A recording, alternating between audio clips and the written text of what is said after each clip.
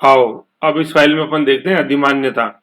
ठीक है ना, अधिमान्यता। अधिमान्यता से मतलब ये है कि जब मौलिक अधिकारों और नीति निर्देश तत्व के अंदर विरोध होएगा तो किसको वरीयता दी जाएगी, मौलिक अधिकारों को या नीति निर्देश तत्वों को। तो इसके अंदर अपन केस लॉ और संविधान संशोधन के माध्यम से समय समय पर ये परिस्थिति चेंज हुई है। जैसे सबसे पहले मद्रास राज्य बनाम चंपक्कम दोरई राजन, चंपक्कम दोरई राजन वाद 1951। ठीक है, फिर 25वां संविधान संशोधन 1971। फिर देखेंगे 42वां संविधान संशोधन 1971। ठीक है ना। फिर अपन देखेंगे मिनर्वा मिल्स केस 1980।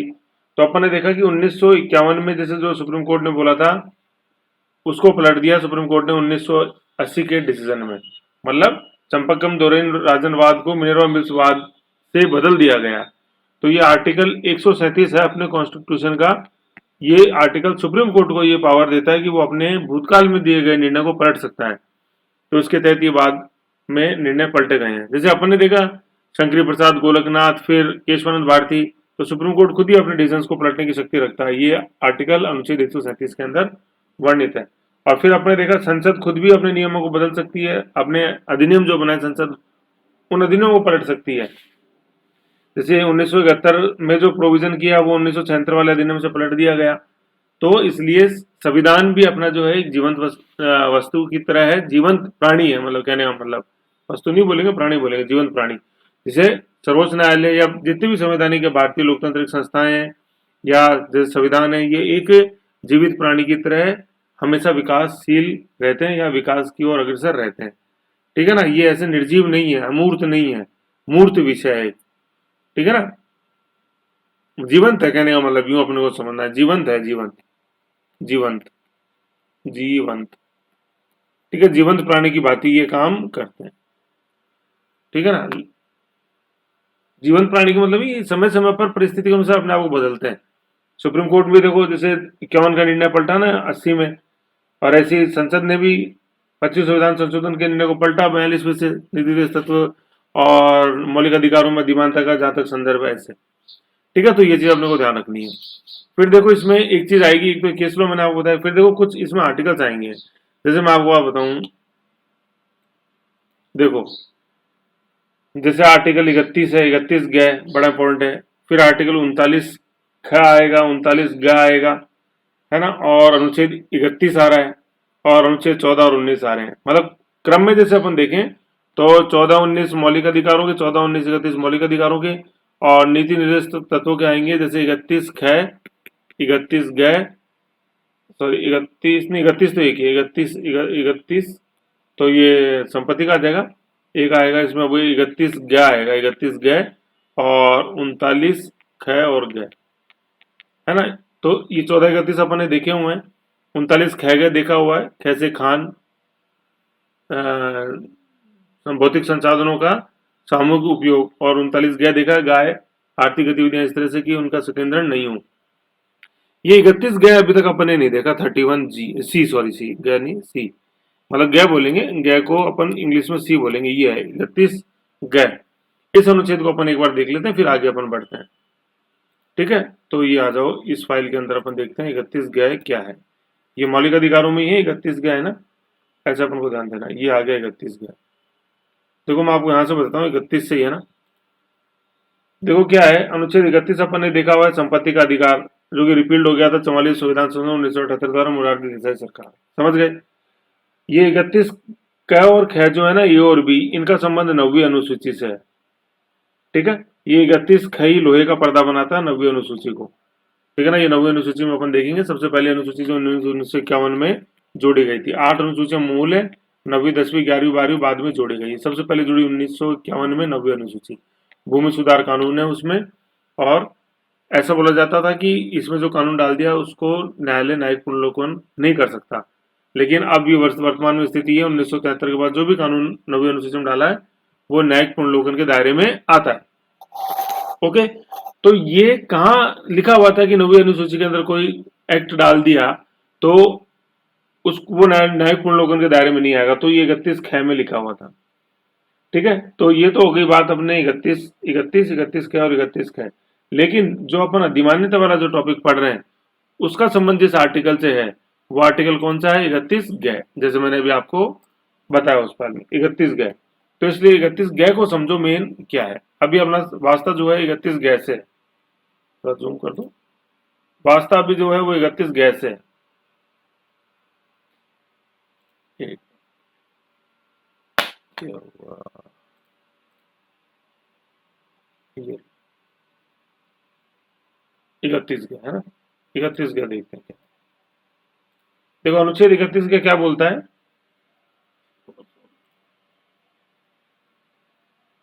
हाँ, अनुच्छेद 31 क्या बोलता है।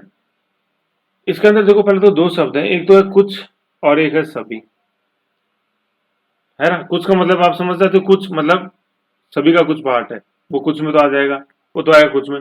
और सभी मतलब सभी।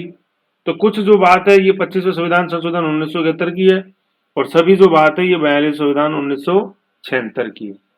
ठीक है। कुछ जो था ये 1971 में, और सभी जो है 1976 में। तो देखो क्या है, अनुच्छेद 31 जो है ना ये जोड़ा गया सबसे पहले 71 में 25वें संविधान संशोधन से। और इसमें ये 71 में ये कहा गया कि कुछ नीति निर्देश तत्व, अब कुछ का मतलब वो नीति निर्देश तत्व जो 39 ख और 39 गै के अंदर वर्णित है, 39 ख और गै में, उन नीति निर्देश तत्वों को वरीयता दी गई किस पे, मौलिक अधिकार 14, 19 और 31। 31 31 भी जोड़ लेते हैं इसमें, क्योंकि ये तो 42वें संविधान संशोधन का भाग था ना, इसलिए 31 तो तब तक तो जिंदा था ही। 19 इंग्लिश में क्या, कॉमा 31। कहने का मतलब है कुछ से मतलब क्या था, कुछ से मतलब क्या है यहाँ।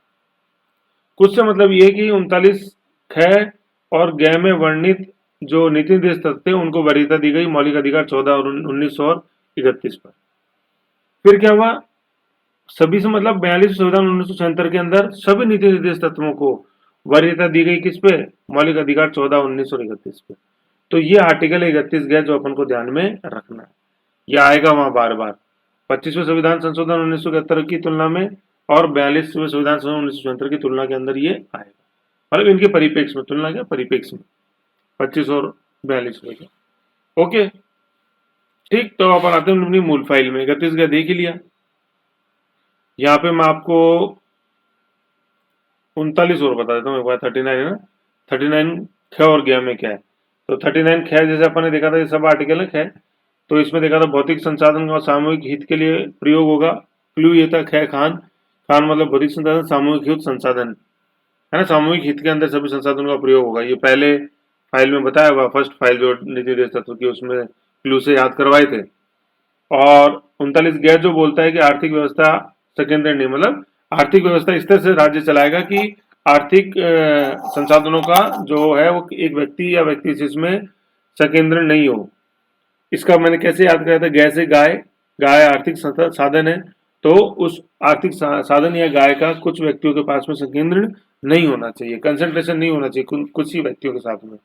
तो ये है 39 बी और सी, ख और गै, है ना, बी और सी ख और गै, ये याद रखना है। क्योंकि आज की तारीख में वो जो स्थिति है ना इस द्वंद में, मतलब मौलिक अधिकार बनाम नीति निर्देश तत्व में, उसमें इस 39 ख और गै को वरीयता दी गई है अनुच्छेद 14 और 19, मतलब मौलिक अधिकार 14 और 19 पे। तो ये दोनों जो नीति निर्देश तत्व है ये बड़े इंपॉर्टेंट है, क्योंकि ये मौलिक अधिकार 14-19 को ओवरराइड करते हैं, इनको वरीयता दी गई है। और किसकी तुलना में, 14-19 की तुलना में, मौलिक अधिकार 14-19, ये वर्तमान में आज स्थिति है। ठीक है ना, जो अभी आएगी अपन देखते हैं इसको। तो ये मैंने आपको आर्टिकल 31 गै और 39 ख और गै बता दी। ठीक है ना, सब आर्टिकल है खैर गै। मेन आर्टिकल तो देखो 39 ख ही है, ये विधि 1900 साल का मेन, मतलब जैसे सब आर्टिकल नहीं है। और 39 ख जो सब आर्टिकल के रूप में है ही नहीं, सॉरी मेन आर्टिकल के रूप में नहीं है, मैं गलत बोल गया। 39 ख जो है ना ये मेन आर्टिकल के रूप में तो है ही नहीं, 39 ख जो है ना ये सब आर्टिकल के रूप में है यहाँ। समझ लो ना, सब आर्टिकल का मतलब होता है ब्रैकेट में लिखे जाने वाला, मेन आर्टिकल का मतलब होता है विदाउट ब्रैकेट लिखे जाना। तो 39 ख अपने को सब आर्टिकल के रूप में अवेलेबल है, मेन आर्टिकल के रूप में सिर्फ 39 ख अवेलेबल है।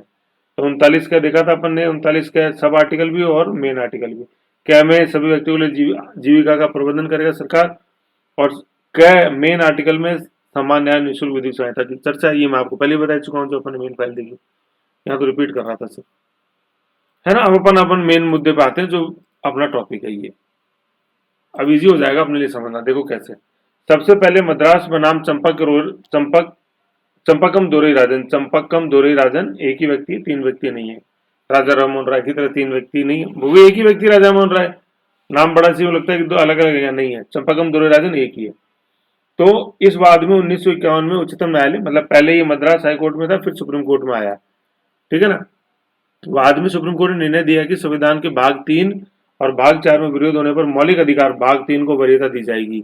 अर्थात माइक्रो के रूप में कहें तो फंडामेंटल राइट्स को वरीयता दी गई। एफआर मतलब फंडामेंटल राइट्स और ऊपर चिन्ह का मतलब वरीयता। कहने का मतलब चंपकम दोहरे राजनवाद में सबसे पहले सुप्रीम कोर्ट ने यह कहा, मतलब सबसे पहले चंपकम दोहरे राजनवाद में सुप्रीम कोर्ट ने यह कहा कि भाग 3 में वर्णित मौलिक अधिकार अधिमान्य है किन पे, नीति निर्देश तत्वों पर, ठीक है ना। तो ये सबसे बढ़ते ही देखो 50 में तो संविधान लागू हुआ था और 51 में कोर्ट ने कह दिया कि मौलिक अधिकारों को ज्यादा महत्व दिया जाएगा विरोध की स्थिति में। तो टॉपिक ये तो है कि विरोध में अधिमान्यता किसको होगी। तो सबसे पहले चंपाकम दोहरे राजनवाद में मौलिक अधिकारों को वरीयता दी, समझ गए। तो 1951 वाली जो स्थिति थी ये 1971 तक चलती रही, मतलब अगले 20 साल तक चलती रही और मौलिक अधिकारों को ही वरीयता दी गई, ठीक है ना। लेकिन फिर सिचुएशन बदली 71वें 25वें संविधान संशोधन के द्वारा, ठीक है ना। 25वें संविधान संशोधन के द्वारा क्या स्थिति बदली गई कि जैसे क्या था, कोर्ट ने ये देखा कि यार संविधान ये बोलता है कि ये न्यायोचित नहीं है नीति निर्देश तत्व अनुच्छेद 37 के तहत, तो उसका मतलब फिर तो ये तो दिखावे की वस्तु बन के रह जाएंगे नीति निर्देश तत्व। तो कुछ ऐसा किया जाना चाहिए कि नीति निर्देश तत्व का इम्प्लीमेंटेशन हो, ये कोर्ट ने ऐसा सोचा। तो कोर्ट ने व्यवस्थापिका को बोला कि आप नीति निर्देश तत्व को इम्प्लीमेंट करो। अनुच्छेद 37 के तहत बोल सकता है ना, कोर्ट निर्देश दे सकता है। तो नैतिक कर्तव्य उत्पन्न हो जाता है फिर व्यवस्थापिका पे, संसद पे, कि वो ऐसा कानून बनाए जिससे नीति निर्देश तत्वों का क्रियान्वयन संभव, ठीक है। तो संसद ने फिर कानून बनाया। 25वें संविधान संशोधन 1971 के तहत 31 गया अनुच्छेद जोड़ा गया, अभी अपने पढ़ा था ना, जोड़ा गया। और क्या कहा गया उसमें कि कुछ नीति निर्देश तत्व, मतलब जोड़ा गया जिसके तहत क्या कहा गया कि कुछ नीति निर्देश तत्वों को, कुछ नीति निर्देश तत्व मतलब अर्थात अनुच्छेद 39 ख भौतिक संसाधनों का सामूहिक तथा 39 ग आर्थिक व्यवस्था का संकेंद्रण नहीं में वर्णित नीति निर्देश तत्वों को अनुच्छेद 14, 19, 31 में वर्णित मौलिक अधिकारों पर वरीयता दी गई। माइक्रो के रूप में अपन कहें तो 39 ख और ग में वर्णित नीति निर्देश तत्वों को वरीयता, ये ऊपर साइन वरीयता का है, वरीयता दी गई किस पे, मौलिक अधिकार अनुच्छेद 14, 19 और 31 में जो वर्णित है ना। 31 तो देखो 31वां जो संपत्ति का अधिकार है ये 1978 तक तो जिंदा ही रहेगा ना, तो 71 में तो जिंदा ही था। अभी तो अपन 71 की 71 की तो बात कर रहे हैं ऐसे, ओके। तो कहने का मतलब क्या है कि 25वें संविधान संशोधन 1971 में सुप्रीम कोर्ट ने ये बोल दिया कि, मतलब संसद ने बोला, सॉरी संसद ने अधिनियम बना दिया और 31 का जोड़ा, और क्या बोला कि directive principles mention in article 39 B and C will override fundamental right mention under article 40, 19 and 31। कहने का मतलब सुप्रीमेसी दी गई नीति निर्देश तत्व को जो वर्णित है और ज्ञान। तो चंपाकम दोहरे राजनवाद का निर्णय पलट दिया गया ना, इसमें तो मौलिक अधिकारों को थी, और 25 संविधान संशोधन नीति निर्देश तत्व ख और ग में वर्णित को वरीयता दी गई। सभी मौलिक अधिकारों पे नहीं, कुछ ही मौलिक अधिकारों पे, 14, 19 और 31 पर। तो कुछ नीति निर्देश तत्वों को कुछ मौलिक अधिकारों पर, है ना, कुछ मौलिक अधिकार मतलब 34, 19 में वर्णित मौलिक अधिकारों पर वरीयता प्रदान की गई, ठीक है ना। ऐसे अपन को समझना, ओके, ये हो गई बात। फिर अपन देखते हैं आगे 42वें संविधान संशोधन में क्या हुआ। 42वें संविधान संशोधन में देखो 31 ग में मैंने बताया था सभी, तो ये सभी वर्ड आ गया ना। क्या हुआ, 42वें संविधान संशोधन 1976 के द्वारा 31 ग में पुनः संशोधन करके सभी नीति निर्देशक तत्वों को अनुच्छेद 39, 31, 39 नहीं सॉरी 14, 19 और 31 में वर्णित मौलिक अधिकारों पर वरीयता प्रदान कर दी गई। कहने का मतलब अगर अपन नटशेल में बोले माइक्रो में, तो सभी नीति निर्देशक तत्वों को वरीयता दी गई किस पे, मौलिक अधिकार जो अनुच्छेद 14, 19 और 31 में वर्णित है। भाई अब 31 अनुच्छेद 31 अभी भी जिंदा है, क्योंकि 76 में बात हो रही है, अभी 78 में हटेगा तो मौलिक अधिकार के रूप में, ऐसे अपन को ध्यान देना, ठीक है। तो यहाँ तक देख लो, अपन ने क्या देखा कि 25वां संविधान संशोधन 1971 उसमें कुछ नीति निर्देश तत्वों को वरीयता दी गई, मौलिक अधिकार 14, 19, 31 पर। और फिर संविधान संशोधन 42 में 1976 में 31 में पुनः संशोधन किया गया और कुछ की जगह क्या कर दिया, सभी। ये देखो, पहले कुछ था, कुछ को क्या कर दिया, सभी। सभी नीति निर्देश तत्व को वही 3 मौलिक अधिकारों पर वरीयता दी गई। 25वें और 42वें संविधान संशोधन में जो मौलिक अधिकार सीन में थे ना, वो कॉमन थे। 14, 19, 31 ही पहले थे और 14, 19 और 31 ही बाद में थे, मतलब जो सीन के अंदर थे। ठीक है ना, 71 और 76 में मौलिक अधिकार सेम है, दोनों जो सीन के अंदर है, समझ गए। लेकिन नीति निर्देशक तत्व जो है वो 25 संविधान संशोधन में कुछ थे सीन के अंदर, और 42वें में सभी नीति निर्देशक तत्व सीन के अंदर। ऐसे याद रखना है, ठीक है ना। इन दोनों में आप लोगों को तुलना पता होनी चाहिए। 25वां और 42वां संविधान संशोधन, नीति निर्देशक तत्व और मौलिक अधिकारों में वरीयता अधिमानता के मामले में क्या उनमें भेद है 25 और 42 में, पूछूंगा टेस्ट में। ओके, तो ये बात हो गई। फिर बात और आगे बढ़ी, भाई ये तो जीवंत प्राणी की तरह है ना संविधान, तो बात और आगे बढ़ी समय के साथ साथ। आओ और आगे सुनाते हैं कहानी आपको, ठीक है। लेकिन ये कहानी में कोई चौथ की व्रत की कहानी नहीं सुना रहा हूँ जो आप करते रहो। इंटरेस्ट लेना है, ध्यान देना है, ठीक है। ऐसे नहीं कि गर्दन पाला की थोड़ी बात पे लगा कर बैठ जाओ, नो, सुनो ढंग से, ठीक है। फिर बात आई मिनर्वा मिल्स वाद। मिनर्वा मिल्स वाद क्या, 1980, मतलब मैंने बताया कि सुप्रीम कोर्ट खुद अपने निर्णय को पलटता रहता है संविधान के तहत जो उसको शक्ति दी गई है। बताओ किस आर्टिकल के तहत सुप्रीम कोर्ट अपने खुद के निर्णय को पलटता है, बताओ। मैंने पहले बताया था, मैं भूल गया, तो पता चलेगा वीडियो देखा कि नहीं। तो क्या है, मिनर्वा मिल्स वाद में सर्वोच्च न्यायालय ने क्या कहा कि कुछ नीति निर्देशक तत्व अर्थात अनुच्छेद 39 ख और ग में वर्णित नीति निर्देशक तत्वों को अनुच्छेद 14 व 19 में वर्णित मौलिक अधिकारों पर वरीयता प्रदान की गई। कहने का मतलब मिनर्वा मिल्स वाद से जो 25वें संविधान संशोधन की जो स्थिति थी ना 1971 वाले, वही सिचुएशन वापस से इसने लागू कर दी 1971 वाली। बस मौलिक अधिकार पहले 3 थे, अब 31 को हटा दिया, क्योंकि 31 तो भाई 1980 में सीन में नहीं था ना। ये देखो, अनुच्छेद 21 में वर्णित मौलिक अधिकार को 44वें संविधान 1978 के द्वारा मौलिक अधिकार की श्रेणी से बाहर कर दिया गया, तो 1980 तो वो सीन में नहीं था। तो 39 ख और ग में वर्णित नीति निर्देशक तत्व को अनुच्छेद 14, 19 में वर्णित मौलिक अधिकारों पर वरीयता प्रदान की गई। ये अपन ने नटसेल में बोल दिया कि directive principle mention in article 39 B and C were given priority या supremacy over fundamental right mention in article 14 and 19। ठीक है ना, बड़ा इंपॉर्टेंट है 14 एंड 19 अपने आप में। 14 में तो अपन ने समानता की बात है कि 19 में कितनी स्वतंत्रताएं हैं, 6 हैं। पहले 7 थी, लेकिन 76 के अंदर सॉरी 78 के अंदर 1978 के अंदर 7th जो थी संपत्ति वाली स्वतंत्रता, उसको हटा दिया गया था। ऐसे, ठीक है। तो ऐसे अपन ने देखा इसके अंदर कि कैसे सुप्रीम कोर्ट ने और संसद ने अपनी स्थिति को बदला है इस अधिमानता के संदर्भ में।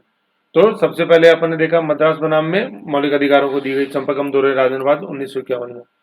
फिर अपन ने देखा 25 संविधान संशोधन 1971 में कुछ नीति निर्देश तत्वों को वरीयता दी गई है। देखो, कुछ मतलब 39 ग और ख में वर्णित निर्देश तत्वों को मौलिक अधिकार 14, 19 और 31 में वरीयता दी गई।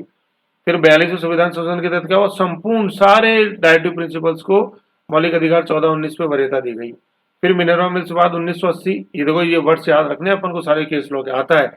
शंकरी प्रसाद गोलकनाथ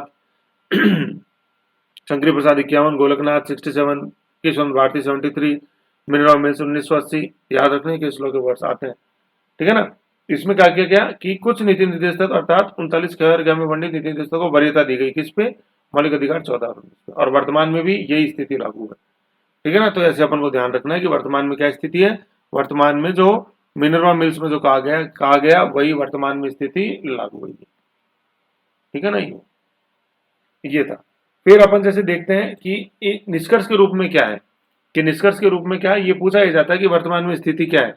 तो स्थिति क्या है वर्तमान के अंदर, निष्कर्ष क्या है कि मूल अधिकार और नीति दोनों एक दूसरे के पूरक हैं, ये दोनों, तथा दोनों के मध्य एक सूक्ष्म संतुलन, डेलिकेट बैलेंस दोनों के मध्य एग्जिस्ट करता है, पूरक है, सप्लीमेंट्री है दोनों एक दूसरे के।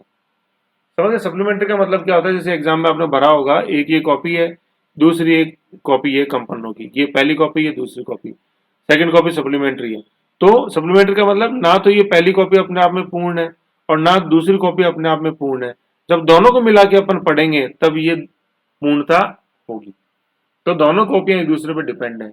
इसी तरह मौलिक अधिकार जो है और नीति निर्देश तत्व जैसे जो है ये दोनों एक दूसरे के पूरक है। ठीक है, कोई द्वंद्व नहीं है, दोनों एक दूसरे के पूरक है। ऐसे जैसे आपने ने पढ़ा था, आपको ध्यान हो, महत्व मैंने कल एक चीज बताई थी कल वाली वीडियो में कि मौलिक अधिकारों के इम्प्लीमेंटेशन क्रियान्वयन के लिए नीति निर्देश तत्व माहौल बनाते हैं, या यूं बोला गया था कि नीति निर्देश तत्व मौलिक अधिकारों के पक्ष में एक माहौल उत्पन्न करते हैं। प्यारे एक बात बताओ, माहौल उत्पन्न कैसे होगा? दोनों पूरक है तभी तो माहौल उत्पन्न होगा, नहीं तो ऐसे कैसे होगा? ऐसे अपन को समझना। ठीक है, तो ये टॉपिक ये था कि अधिमान्यता के अंदर वर्तमान में क्या स्थिति है। क्या स्थिति है वर्तमान में कि directive principle mention in article 39 B and C are given priority over fundamental rights mention under article 14 and 19 and article number 31 is at present is not in consideration because it has been removed from the category of fundamental rights by 44th constitution amendment 1978 which was done by Morarji Desai सरकार या जनता party सरकार। समझ गए?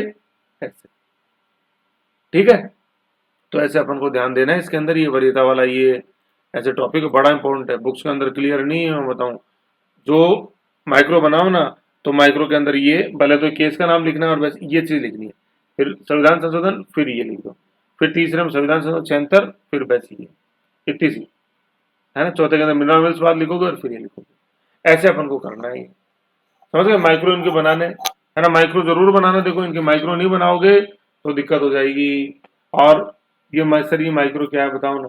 तो micro के बारे में जैसे आपको जानना हो तो जैसे आप क्लास में मान लो आपने मेरे बारे में जैसे कहीं से भी सुना कुछ भी, कोई भी जैसे जो आपके मित्र हैं तो एक बार उनसे जैसे आप पूछ लो कि सर माइक्रो कैसे बनाते हैं, थोड़ा सा बताओ ना सर, जो वीडियो में बार बार कह रहे थे।